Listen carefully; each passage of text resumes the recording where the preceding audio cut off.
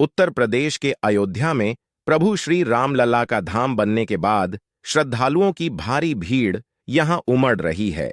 वहीं धार्मिक रूप से महत्वपूर्ण बनी इस नगरी में एक और धार्मिक स्थल का निर्माण कराने की योजना तैयार की गई है।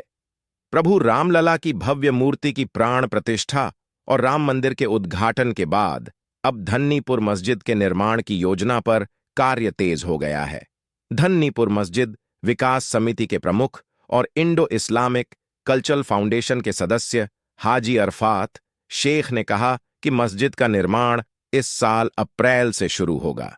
धन्नीपुर मस्जिद के नवनिर्मित ब्लूप्रिंट को उन्होंने एक मीडिया चैनल से साझा किया। उन्होंने कहा कि यह भारत की पहली मस्जिद होगी जिसमें 5 मीनारें और दुबई से भी बड़ा एक मछली घर होगा।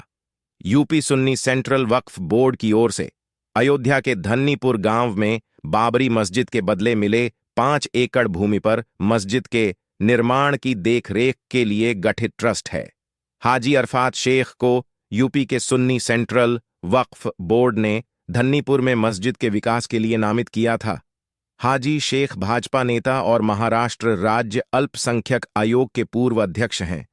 वे सामाजिक कार्यकर्ता भी हैं जिन्होंने कई सामाजिक पहल की हैं। नवंबर 2019 में सुप्रीम कोर्ट के आदेश पर 5 एकड़ जमीन मिले हुए काफी लंबा समय हो गया है। राम मंदिर का निर्माण हाल ही में पूरा कराया गया है। इसके बाद भव्य प्राण प्रतिष्ठा समारोह का आयोजन 22 जनवरी को किया गया। इसके बाद से धन्नीपुर मस्जिद के निर्माण की योजना पर कार्य किया जा रहा है। देश ने भगवान राम की मूर्ति की भव्य प्रतिष्ठा और अयोध्या मंदिर के उद्घाटन का गवाह बनाया। हाजी अरफात शेख ने मस्जिद निर्माण पर बड़ा दावा किया है। उन्होंने कहा है कि यह एक बड़ी परियोजना है। मैं खुद को भाग्यशाली मानता हूं कि पवित्र मस्जिद की स्थापना के इस कार्य के लिए मुझे 25 करोड़ मुसलमानों में से चुना गया है। उन्होंने दावा किया कि यह मस्जिद इस्लामी संरचना का उत्कृष्ट नमूना होगी। हम इसे दुनिया की सबसे खूबसूरत मस्जिदों में से एक के रूप में विकसित करने की योजना बना रहे हैं। ऐसी परियोजनाओं में समय लगता है। आखिरकार इस रमजान के बाद काम शुरू कराया जाएगा।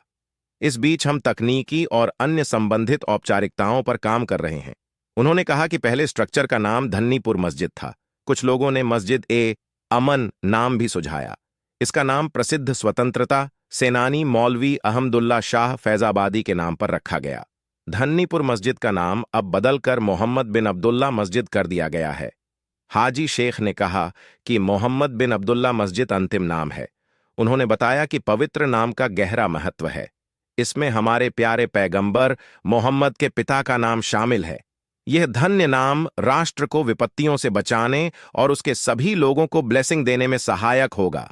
उन्होंने कहा कि एक दिन दुनिया खत्म हो जाएगी, लेकिन यह पवित्र मस्जिद प्रकाश की किरण के रूप में अपनी चमक बिखेरता रहेगा। यह केवल भारत ही नहीं बल्कि सीमाओं के पार तक अपनी चमक से लोगों को प्रकाशमान करेगा। मोहम्मद बिन अब्दुल्ला मस्जिद को लेकर हाजी शेख ने बड़ा दावा किया। उन्होंने कहा कि यह मस्जिद मुसलमानों के लिए एक पवित्र जगह होगी, विशेष रूप से सुन्नियों, शियाओं, तबलीगियों के लिए विशेष जगह। इस स्थान पर सभी वर्गों के लिए यहां कोई भेदभाव नहीं होगा। उन्होंने कहा कि अभी मुसलमान संप्रदायों में विभाजित हो गया है। ये मस्जिद सांप्रदायिक विभाजन को पाट देगी। ये मस्जिद अपनी विशेषताओं के लिए जानी जाएगी। 340 फीट की ऊंचाई तक 5 मीनारें यहां होंगी। ये मीनारें इस्लाम के 5 सिद्धांतों शाहदा यानी विश्वास की घोषणा, सलाह यानी प्रार्थना या नमाज, सौम यानी उपवास या रोजा, जकात यानी दान और हज को प्रदर्शित करेंगी। हाजी अरफात शेख ने कहा कि यह मस्जिद मुस्लिम भाइयों के लिए पवित्र स्थल के रूप में विकसित किया जाएगा। यह मस्जिद 2 भागों में विभाजित की जाएगी। इसमें बेसमेंट क्षेत्र और ग्राउंड फ्लोर का निर्माण किया जाएगा। बेसमेंट में एक मल्टीपर्पस हॉल होगा। वहीं ग्राउंड फ्लोर पर एक विशाल नमाज हॉल होगा जिसमें एक समय में 9000 से अधिक नमाजियों को नमाज पढ़ने की सुविधा होगी। नमाज हॉल में 5 प्रवेश होंगे।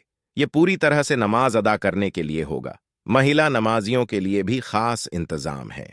सीढ़ियों और एक छोटी खिड़की के साथ ऊंची मीनारें मस्जिद के नए डिजाइन का एक अनिवार्य हिस्सा होंगी।